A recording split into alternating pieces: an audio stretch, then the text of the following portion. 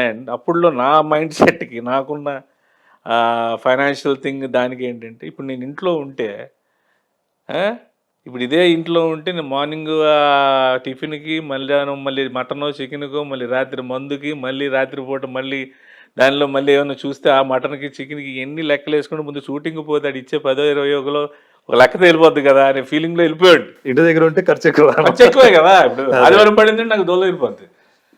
మళ్ళీ మధ్యాహ్నం తెచ్చుకోవాలి, మళ్ళీ ఇది రాత్రి తెచ్చుకోవాలి, ఫుడ్ పెట్టాలి మళ్ళీ. ఇది మీ శరీరం ఇంత దాన్ని తట్టుకునేదా? ఏమో తట్టుకుంది సార్. ఇప్పుడు నాకు ఈ షటిల్ ఆడతాను అండ్ చిన్నప్పటి నుంచి మనం పల్లెటూరులో ఊర్లో పెరిగి ఇది ఏదో ఒకటి ఎప్పుడు యాక్టివిటీ ఏదో ఒకటి ఉంటుంది కాబట్టి మనకి ఫోన్లు ఈ టీవీలు అప్పుడు లేవు. మార్నింగ్ వెళ్ళామంటే రోడ్డు మీదకి వెళ్ళామంటే మళ్ళీ రాత్రి పడుకునేంత వరకు తిరగడమే. సన్ను గిన్ను గట్టిగా తగిలేది, స్ట్రాంగ్గా ఉండేవాళ్ళం. మధ్యలో హైదరాబాద్ వచ్చిన తర్వాత మనకి ఏంటంటే ఈ డ్రింక్ ఎక్కువ అలవాటు అవడం వల్ల ఆ హెల్త్ కాన్షియస్ అని కొంత తగ్గుద్ది. ఎక్కడికైనా వెళ్ళాలనుకోండి, ఇప్పుడు పట్టప్పని వెళ్ళేది వెళ్ళొచ్చులే, ఎల్లుండి వెళ్ళొచ్చులే అనే నెగ్లిజెన్స్ ఎక్కువ వస్తుంది. ఆ నెగ్లిజెన్స్ వచ్చిందంటే కెరీర్ అయిపోయింది. 1-2 సార్లు మిమ్మల్ని ప్రభాస్ హెచ్చరించాడా ఈ విషయంలో? చాలాసార్లు తిట్టారు అసలు. అంటే వ్యసనం అలాంటిది. అదే థింగ్ ఏంటంటే వ్యసనం తెలియదు, ఒకటి ఇదొకటి అంత తొందరగా వదలవు కదా. వదలవు. అందులో నేనేంటంటే అందరిలాగా సొసైటీలు తిరిగేవాడిని కాదు కదా సార్. మార్నింగ్ నుంచి ఆయన దగ్గర పని చేయడం ఉన్నట్లయితే అది కూడా ఆయన పని చేయడం, మళ్ళీ ఆడ కష్టపడ్డాడు కదా రాత్రిపూట అదొక్కటే ఆడికి ఎంటర్టైన్మెంట్ ఆయన వదిలేసేవారు. నేనేంటి మార్నింగ్ నుంచి వెళ్ళడం, ఇంకా రాత్రి అయ్యేసరికి ఇంకా ఆ విషయం ఇంకా 100 ఎదురుగా ఎవడొచ్చినా సరే నాకు ఆ టైం నేను ఆగను ఇంకా. ఎందుకంటే మార్నింగ్ అంత కష్టపడతాను. మార్నింగ్ నుంచి నేను అసలు నవ్వుతున్నా సరదాగా అన్నీ చేసేసి ఆ 1 hour మాత్రం నాకు ఇచ్చారు.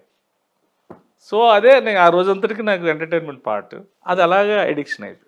ఏ హీరోతో? ప్రభాస్ తర్వాత అంటే మీకు ప్రభాస్ అంటే 10 ఏళ్ళు ఆయనతోటే ఉన్నారు కాబట్టి, ప్రభాస్ కూడా మీ కంపెనీని అంతే బాగా ఎంజాయ్ చేశాడు కాబట్టి అంతకాలం ట్రావెల్ చేశారు అనుకుంటున్నాను. ఎక్కడో వైజాగ్ సత్యానంద్ గారి దగ్గర కుదిరినటువంటి లింక్ అది. సో ప్రభాస్ తోటి అంటే చాలాసార్లు చెప్పుంటారు అనుకోండి, ఏ విషయంలో ప్రభాస్ మీకు సలహా ఇచ్చారు? ఆయన సలహా ఎవరండి? ఫస్ట్ ఆఫ్ ఆల్ ఏంటంటే నీది నువ్వు తెలుసుకో అంటారు. సలహా ఇస్తే అంత భయంతో నువ్వు పని చేస్తావు, దట్స్ నాట్ రైట్. ఇష్టంతో పని చేయాలి, ప్రేమతో పని చేయాలి. ఎక్కువ టైం ఇస్తారు, రియలైజేషన్ టైం ఎక్కువ ఇస్తారు. చాలామంది కోపం వస్తే వెంటనే అలా ఉండదు. ఈ will take lot of time, patience తీసుకొని వాడికి ఇది కావాలి ఇది కావాలి అని తెలుసుకున్న రోజు వాడి అంతటి వాడే పని చేస్తాడు. నేను ఇలా ఉండాలంటే అది యాక్ట్ చేస్తాడు. అది నచ్చదు, యూ డోంట్ లైక్ ఇట్. అలాంటివి ఆయన దగ్గరలో తీసుకోలేడు కూడా ఆయన. సో మనకి కూడా ఆయన టెండెన్సీ తెలుసు, మూడ్ తెలుసు కాబట్టి ఇది ఆయనకు నచ్చట్లేదు, సో మనం అలవాటు మార్చుకోవాలి, సో ఈ విధంగా ఆయనకి ఇచ్చేయాలి అనేది మనం తెలుసుకున్నప్పుడు బోత్ సైడ్స్ నుంచి ప్రాబ్లం ఉండదు. మీరు ఆయనతో కలిసి ఉన్న 10 ఏళ్ళు, ఆయన దగ్గర ఉన్న 10 ఏళ్ళు, మీ ఇద్దరు అంత దగ్గరగా ఉండటం, మీరు ప్రభాస్కి ఆయన స్టార్గా ఎదిగిన తర్వాత కూడా మీరు ఆయన దగ్గర ఉండటం వల్ల కొంతమందికి గిట్టలేదని అది డెఫినెట్గా ఉంటుంది సార్. బాగా పిల్లలతో క్లోజ్ అయితే అమ్మాయి ఒప్పుకోదు. ఎంత పెంచాను ఆడికి, ఇన్ని చేసాను వచ్చింది అంతా, ఇంకా ఆడి ఇష్టం, ఆడు తల్లినే మర్చిపోయాడు, కేటికి గుర్తుడే గుర్తులేదు, అది లేదు ఇది అంటాం. ఇది కామన్ థింగ్ సార్. అవి నేను పట్టించుకునే స్టేజ్ నాది కాదు అసలు. ఆయన అసలు అంటే ఎప్పుడైనా ఎవరైనా చెప్పుడు మాటలు విని కానీ ఇంకో రకంగా కానీ మీ మీద ప్రభాస్ కోపడ్డ సందర్భం? అది నాకైతే తెలియదు, మీకు తెలిస్తే నాకు తెలియదు, కానీ నాకు ఎప్పుడు అలా లేదు. అంటే చెప్పేవాడు ఉంటారు కదా? ఉంటారు, డెఫినెట్గా ఉంటారు, వినాలి కదా మనం ఫస్ట్. మీ దృష్టికి అయితే ఎప్పుడు రాలేదు? నాకు అలాగే మాకు ఎప్పుడు లేదు. మాది ఫెయిర్ రిలేషన్ అండి, నథింగ్ కాంట్రాక్ట్ బేస్డ్. ఇక్కడ ఏంటంటే ఇది ఇలా ఉంటే ఇలా ఉండాలి, ఇలా ఉంటే ఇలా ఉండాలి అనేది కాదు. అదొక నది ప్రవాహం అనేది ఒకసారి గంగా యమున నది ఎక్కడో స్టార్ట్ అయ్యి అలా దాటి దాటి దాటి దాటి వెళ్ళిపోయింది అన్నట్టుగా వెళ్ళిపోవడం తప్ప పర్టికులర్ మా ఏరియాకి రా అమ్మా, నువ్వు ఇక్కడి నుంచి ఉండమ్మా, ఇది మన తాలూకు వాళ్ళది, ఇది మన జిల్లా వాళ్ళది, ఇది లేదు. ఈ కండిషన్స్ నామ్స్ మాకు లేవు, అది ఎప్పటికీ లేవు, ఇప్పటికీ రావు. ఎందుకంటే నాకు సిస్టమ్ తెలియదు. అదే అంటే ఎప్పుడు మీకు ఇంకా చాలు అనిపించింది అంటే మీరు వదులుకున్నారా లేకపోతే ఆయన?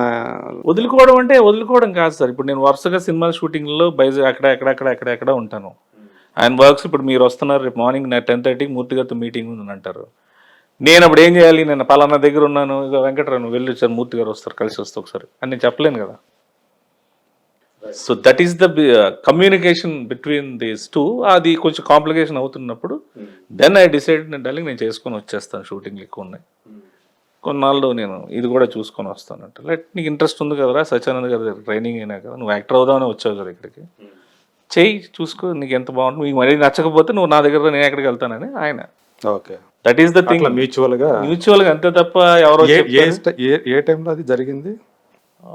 మిర్చి తర్వాత. మీరు లాస్ట్ సినిమా చేసింది కూడా మిర్చి తర్వాత. మిర్చి ప్యారలల్ గా షూటింగ్ జరిగింది నా గబ్బర్ సింగ్ రిలీజ్ అయినాక వెరీ బిజీ.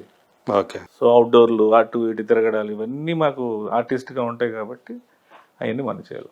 ప్రభాస్ దగ్గర ఉన్న కాలంలో మీరు సినిమా ఛాన్సులు కోల్పోవటం అట్లా జరిగింది? చాలా కోల్పోయాను, చాలా.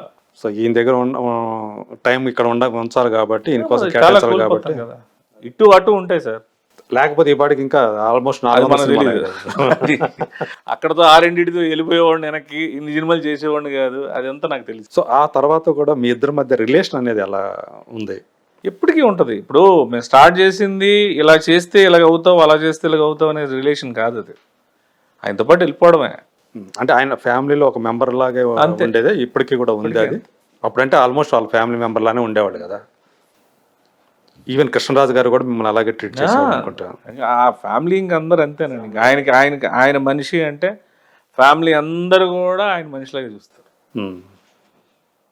ఇప్పుడు ఆయన దగ్గర పనిచేసిన కొత్తగా వచ్చిన అసిస్టెంట్ అంటే వాడికి ఇవ్వాల్సిన గౌరవం వాళ్ళకి, అలాగే అందరూ ఫ్యామిలీస్ అందరూ వాళ్ళకి అది ఆ కల్చర్ ఉంది. సో కృష్ణరాజు గారు వెళ్ళిపోవటం అనేది ఆ ఫ్యామిలీకి పెద్ద దెబ్బ కదా. మీకు మీరు పర్సనల్గా కృష్ణరాజు గారితో ఏమన్నా ర్యాపో ఉందా? ఏమన్నా జ్ఞాపకాలు ఉన్నాయా కృష్ణరాజు గారితో? ఆయనతో ఎప్పుడు కూడా వచ్చినా నాకు మంత్రి అనేవారు. మంత్రి ఆయన కొడుకేమో రాజు. మంత్రి రా, ఏంటి ఏవో వాగుతావు కదా, వాగు, ఆడి మీద 8 అనకు, మా చిరాకు. మరి వాగుతావు కదా వాగంటారు, 8 అనకంటే నేనేం మాట్లాడాలి సార్ అన్నాను, న్యూస్ చదవాలా అన్నాను. అది కాదు, వేరే చెప్తాను అని చెప్పేవారు. ఆయన ఎక్స్పీరియన్స్ చెప్పేవారు. వాటికి మేము కౌంటర్లు, ప్రతి దీపావళికి వచ్చేవారు అందరితో పాటు. మేము మా ఫ్యామిలీస్, ఫ్రెండ్స్ అందరు ఫ్యామిలీస్ అందరం కలిసి దీపావళి సెలబ్రేట్ చేసుకునేవాళ్ళం. ఇంకా ఆయన పెద్ద ఆయన స్మోక్ పడదని చెప్పి ఆయన సపరేట్ కుర్చీలో కూర్చునేవాళ్ళు, మేము ఇంకంతా ఆడుకునేవాళ్ళం. ఆ తర్వాత ఫుడ్ ఇంకా అసలు చాలా, అంటే ఆయనతో ఏంటంటే మాకు భయం కదా అంత దీనిగా. నేను ఒక్కడనే కొంచెం కోతి టైప్ కాబట్టి మెల్లిగా ముందుకెళ్ళిపోయి ఏదో మీదుగా నా మాటలు ఈ మాటలు ఆడేసి చేసేవాడిని తప్ప బేసికల్గా భయం మనకి. అండ్ సూర్యనారాయణ గారితో నాకు యాక్సెస్ ఎక్కువ. మెయిన్ నాకు ఆయన బాగా ఇంకా ఆల్మోస్ట్ మార్నింగ్ లెగిసి నేను మాట్లాడే ఫస్ట్ దేవుడు దండం పెట్టుకుని వెళ్ళి మాట్లాడేది ఆయనే నాకు, సూర్యనారాయణ రాజు గారు. ఓపెన్ ఫ్లోర్స్ మరియు ప్రీమియం సింప్లెక్స్ హౌసెస్ రెండు కలిసిన ఒకే ఒక DTCB మరియు రేరా ప్రాజెక్ట్ ఈశాన్య ఇన్ఫ్రావారి SGR heights at Shad Nagar town. 1200 SFTలో ఇల్లు కూడా కట్టేస్తున్నారు. 70% bank loan available. Contract number 8297044545.